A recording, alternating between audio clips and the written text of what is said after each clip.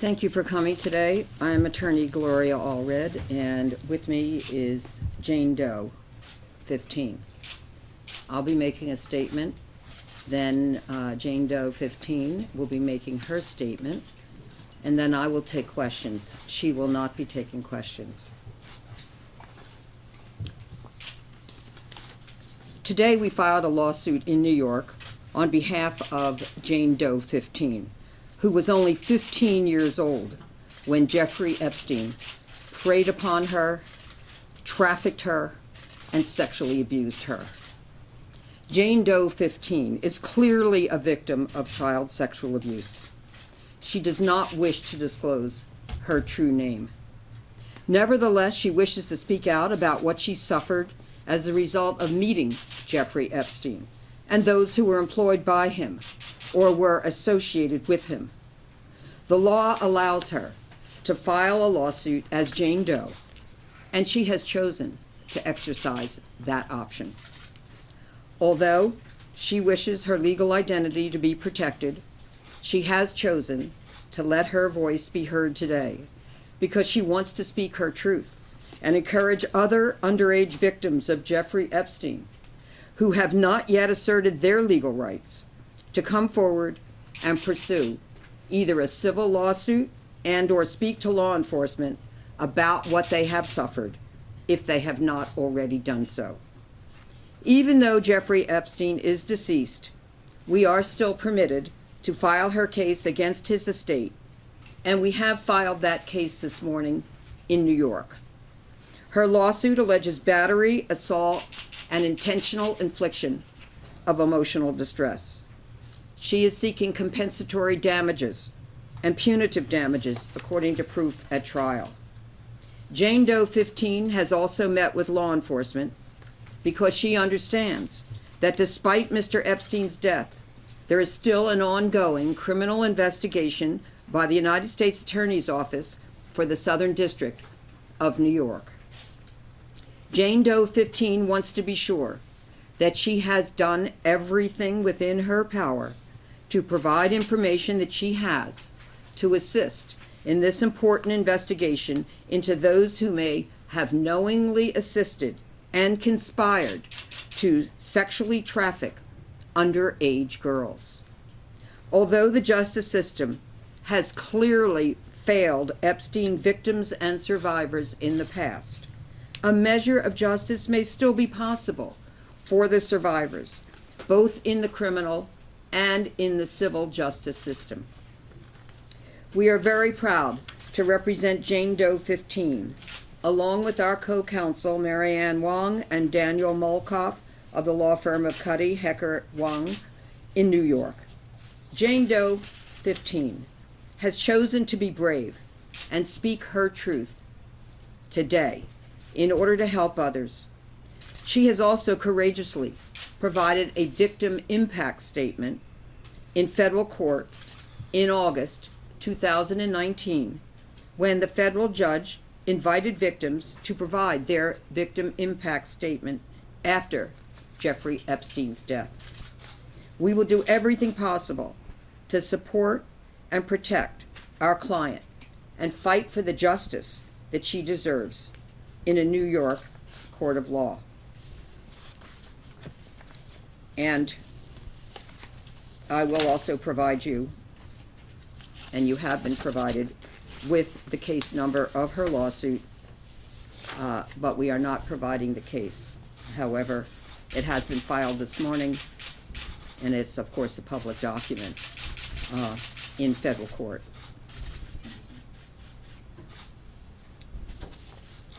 And now I'd like to present Jane Doe, 15, and I would also like to say, in reference to Prince Andrew, I have called on him to voluntarily meet with the FBI and prosecutors who are investigating this criminal case in New York, and also to provide his deposition under oath in any civil case in which his testimony may be relevant to achieving justice for the victims. And now, Jane Doe 15.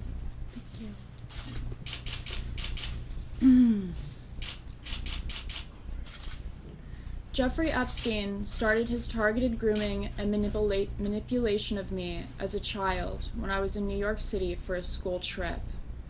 I first came into contact with an assistant of Epstein's while on a high school drama club field trip to New York City. I was invited to his home. There, his assistant took a photo of me and then later reached out to me inviting me to Epstein's ranch. I only knew Jeffrey Epstein for 5 days. During a trip to Zorro Ranch, his massive compound surrounded by government land in the New Mexico desert. Epstein took my sexual innocence in front of a wall of framed photographs of him shaking hands and smiling with celebrities and political leaders. I was only 15 years old. After, he wanted to talk with me about what had just been my first sexual experience and directed me to take time to myself that night to cry. He said that would be beneficial to my growth. After this, we had a long talk about my future goals. I told him that I wanted to go to college to study biochemistry. He said that he wanted to give me money for college. He asked me how much money I thought he should give me. At 15 years old, living in northern Michigan with my mother, stepfather, and grandfather, I had no idea how to respond to a billionaire who had just raped me. I was being asked to quantify in monetary terms what had been taken from me. When I agreed to $5,000, he smiled and wrote a check made out to the college I so desperately wanted to attend and was not sure my parents could afford. During my trip to New Mexico, I had flown on his jet, which I later learned had been nicknamed the Lolita Express. While he was giving me a tour of the bedroom, he told me to get down and feel the carpeted floors of the room. He then asked if I noticed anything special about the floor, and I responded that it felt very soft. He laughed and said it was because the floors in the bedroom were foam mattress floors, because he liked to have girls sleep around him on the floor while he slept in the bed. I remember wanting to ask him why he would want that. However, I restrained myself out of fear of sounding like the child I was. Later, when I chose a seat on the jet, Jeffrey told me that is where his good friend Bill Clinton always chooses to sit, as if to reassure me of the elite normalcy of that type of behavior. After I returned to Michigan from Zorro Ranch, I was contacted by one of Jeffrey Epstein's assistants and invited to Epstein's Island, where I was told Prince Andrew, among others, would be a guest. I declined the invitation out of fear. I had only experienced a glimpse of Jeffrey Epstein's world, but it left me with residual trauma which seriously impacted the trajectory of my life from that moment on. I know a considerable amount of information regarding Epstein's international child sex trafficking ring has already been released to the public. And I'm here today to ask that when you hear about more of the crimes committed against me and other victims, that you don't stop at feeling sorry or bad for us, but that you feel angry. Jeffrey Epstein was only a small part of an insidious system of privilege that exploits children as sexual commodities and robs them of their youth. It was clear from the time I spent with Epstein that something was very wrong with his lifestyle, and it didn't take a victim to see that. We were not hidden. It is upsetting to me to think that anyone who was closely associated with Jeffrey Epstein might argue that they didn't suspect that he might have been sexually abusing children. Epstein wielded great villainous power in his ability to make his victims feel shame of their backgrounds, to the point where we felt grateful of any attention or invitation into his inner billionaire playground, no matter the trauma it brought upon us. I left Zorro Ranch with a deep sense of shame, not just the shame of him having sexually abused me, but the shame of knowing that I had somehow been duped. It was the weight of Epstein's wealth, the isolation to which he subjected me, and his discussion of his social connections that crushed me into submission far more than his physical strength.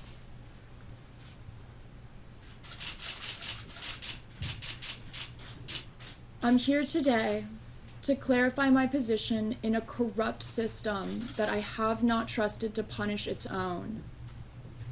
My hope is that this case and the resulting public discourse will help me to take back some of the power and self-esteem I lost as a victim of Jeffrey Epstein's crimes. For the past 16 years, I have felt isolated in my experience, and the lack of consequences for Epstein's actions has left me feeling as though there is no justice for me here. This case has brought me hope that there are people who are able and willing to assist us in our efforts to heal. I am grateful for the help I have received, the opportunity to speak, and the fact that this is not over.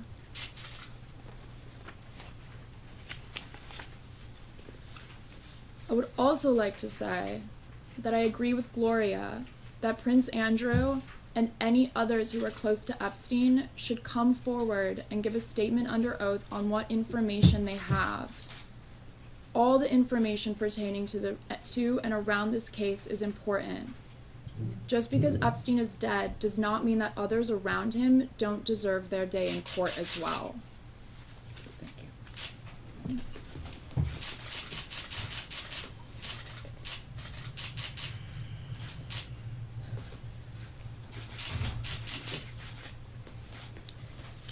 Thank you. All right, I'll be happy to take some questions. Did your client have any sort of interaction with Prince Andrew besides the invitation to the island? No. How about President Clinton? No. You hesitated. Any other questions? How long ago was this? Well, I'll tell you how old she is now. She's 31 years old now. Wait, Jane Doe 15, is that because she was 15 at the time, or is she the 15th victim to come forward? She was 15 at the time. Did she have any interaction with Jeffrey Epstein after this incident? She's described in total her interaction with Mr. Epstein. There's nothing more to add in reference to her interaction She didn't stay in touch with him. with Mr. Epstein. Gloria, can you name the Epstein associate who approached Jane Doe 15? No. Gloria, could Prince Andrew become vulnerable to extradition?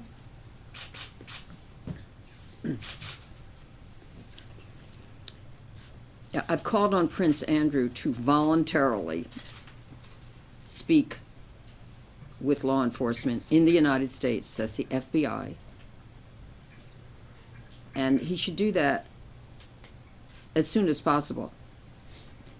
Every day where someone who has relevant information does not come forward may seem like a year to those who are victims and who are suffering. They deserve the truth. So it should not be necessary for anyone to pursue any legal steps in order to have him provide information that he may have. Because this is not just about the one individual who has made allegations against him. The United States Attorney for the Southern District of New York spoke with my clients and me when we were in court in August 2019, federal court in New York, and he assured us that this was a serious investigation of anyone who may have conspired with Mr. Epstein. So I think it's important for anyone, Prince Andrew or anyone else, who may have information, for example, about who else was in his circle, who else was in Mr. Epstein's employ, who was present. And then it is for the Justice Department of the United States to decide, is there sufficient evidence to file charges? Do they believe that given all of the evidence, they think that they may be able to prove a case beyond a reasonable doubt in a court of law? So certainly, given that Prince Andrew has knowledge of, at least some knowledge of who was there in the various homes that he visited of Mr. Epstein in New York and Palm Beach and the Virgin Islands, he certainly could provide that information.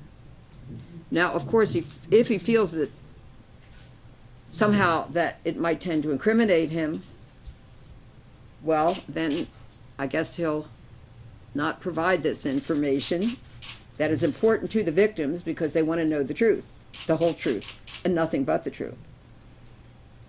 But given that he appears to deny what has been alleged against him, then I think he should perhaps make these arrangements and speak to law enforcement as soon as possible. Gloria, well, these, If he doesn't know how to contact them, I'm happy to provide that information to his attorneys. Gloria, will these lawsuits become, in essence... I would just say this. So this needs to be done without excuse, without delay. And it's all within his power to do that.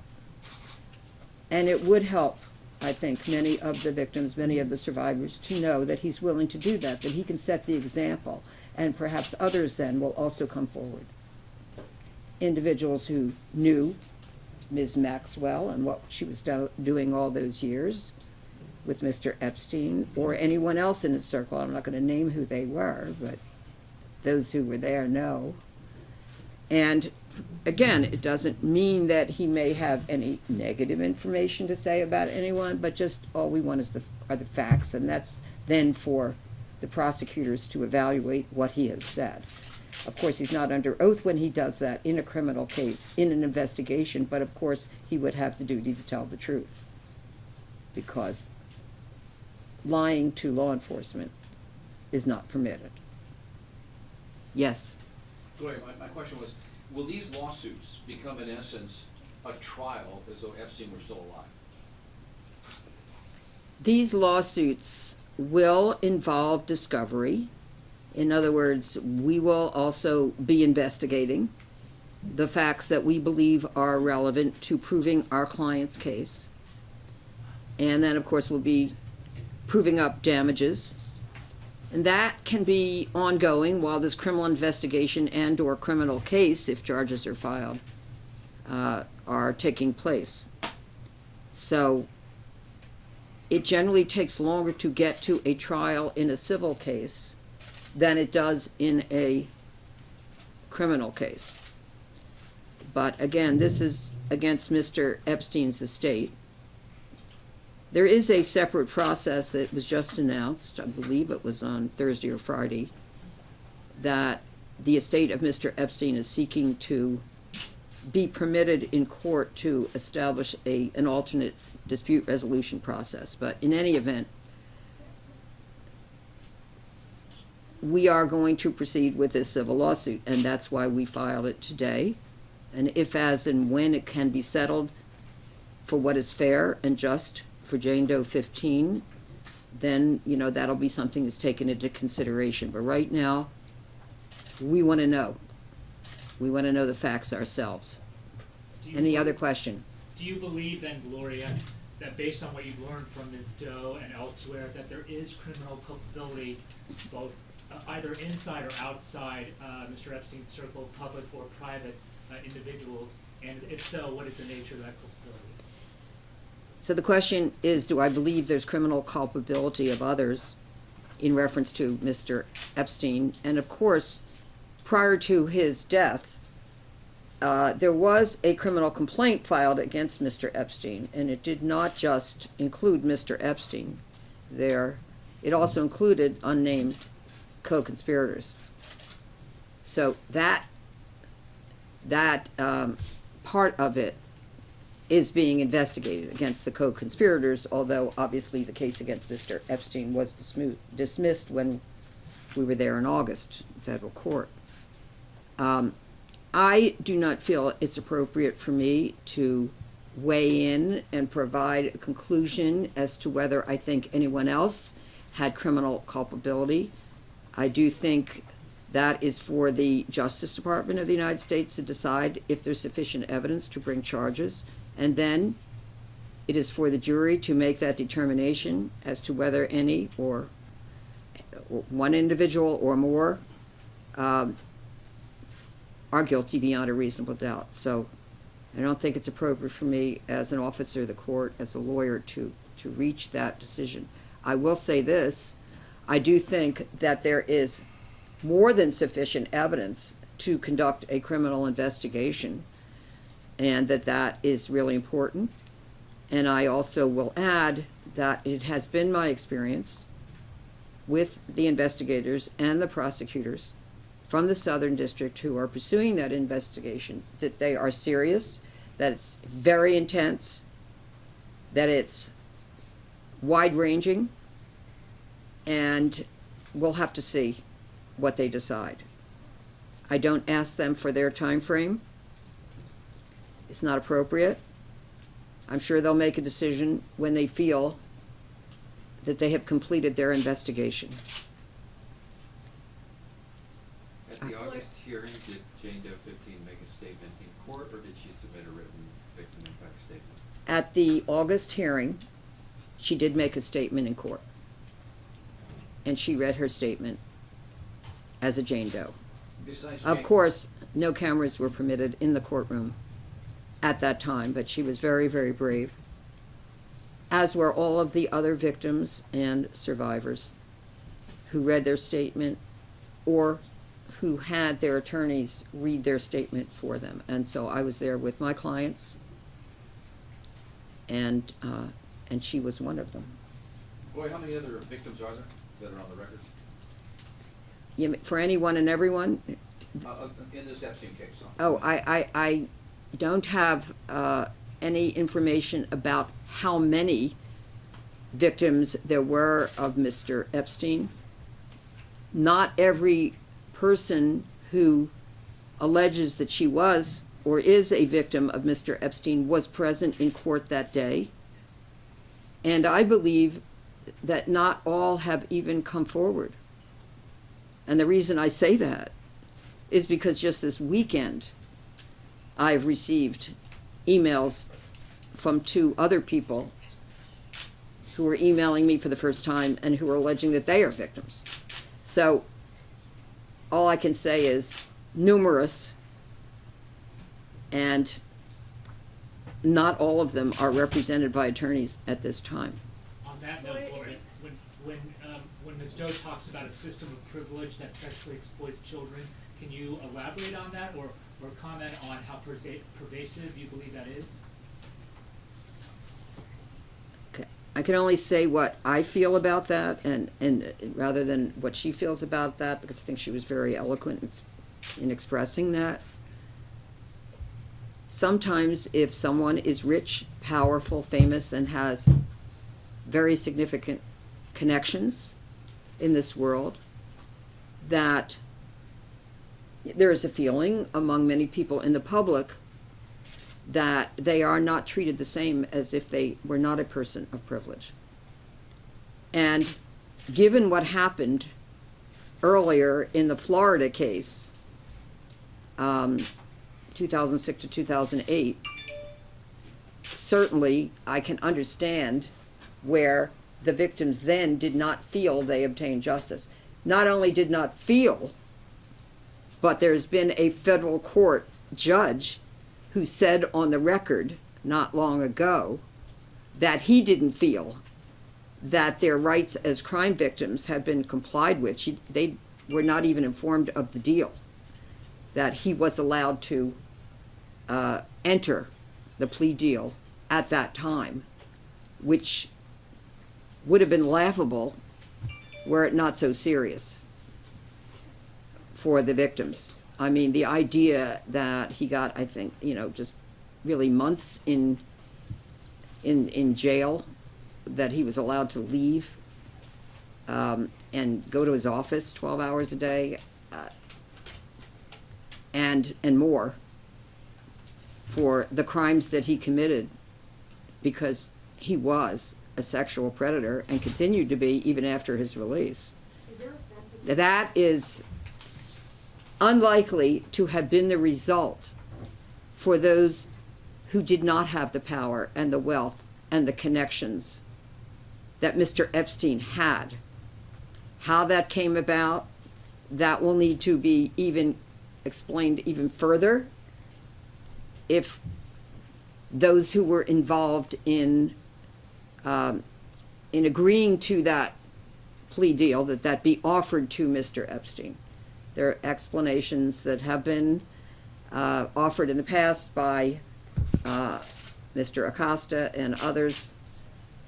Having said that, clearly,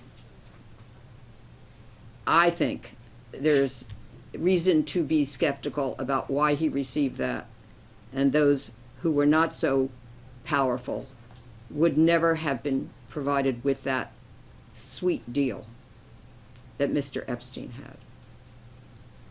Is there a sense that these women won't truly get justice because he is dead? I'm sorry, I couldn't hear your question. Is there a sense that these women truly won't get justice because he is dead? So the question is there a sense that these women, meaning the victims, survivors, will not get justice because Mr. Epstein is deceased? Well, we're committed to helping them to win as much justice as is possible, both in the civil justice system and in the criminal justice system, should a case be filed there. And I might add, all of my clients whom I represent have spoken to law enforcement, provided information they have. So we challenge Prince Andrew and anyone else who may have relevant information to do that as well. It took a lot more courage for her and others to go back into that painful place and in themselves to say it all again to law enforcement. They did it because they want justice. So now anyone else also should provide information. That will take little courage. It just takes sitting down with them and giving the facts. So I urge everyone else, do that for the victims. Provide whatever information you have. Don't make a judgment, well, this really probably won't help. Maybe it will. Gloria, Maybe your it won't. client, Yes. Jane Doe 15 said it changed her trajectory of life after this happened. Can you talk about the impact something like this has on Jane Doe 15 or other victims out there, survivors out there? She will give all of the details of the impact that it has had on her life. I'll just say it's extremely serious, and she will provide all that information in the civil case in a court of law. I think it's fair to say it's been devastating, it's been traumatic, but I'm so proud of her that she is empowered, and she's doing this and speaking out today not just for herself but also for other victims and other survivors who deserve the truth and who deserve justice. So this has been a long journey, and the journey will continue, but we're committed to it. I'll take one last question. Gloria, what are Prince your Andrew has thoughts spoken on to the the latest interview done by Prince Andrew and his denial of knowing that the victims were underage? I couldn't hear your question. What is the latest? So he did an interview? Yes. And he denies that he knows that the victims were underage. Okay, she's saying Prince Andrew did an interview where he denies knowing that the victims were underage. Well, I don't know what his exact quote is on that, so I will just say this. He was in the homes in the 3 locations that I mentioned.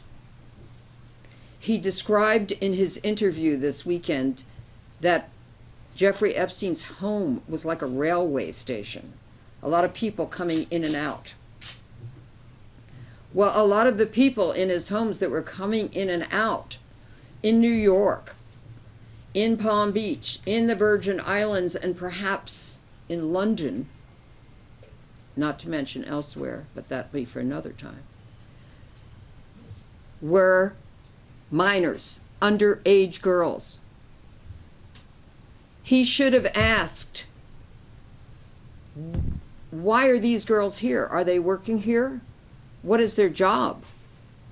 Are they going to school? Where are their parents? Are they living here? Are they living someplace else? Why are they traveling from one place to another? It's not something that anyone should close their eyes to. These are somebody's children. These are kids. He has 2 daughters. Would he want anyone else to close their eyes if his daughters are there and it seems inappropriate and that they might be at risk? Only he can answer these questions. He should answer these questions. He's now stated his case in the court of public opinion.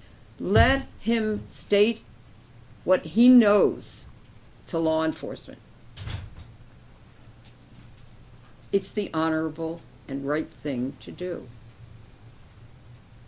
I think it's his duty to do it.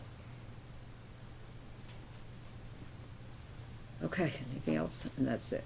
Thank you so much for coming. I have provided for you not only a copy of the part of the face sheet of the lawsuit that was filed this morning in New York with the case number, but also a number of photos of Jane Doe 15 when she was 15.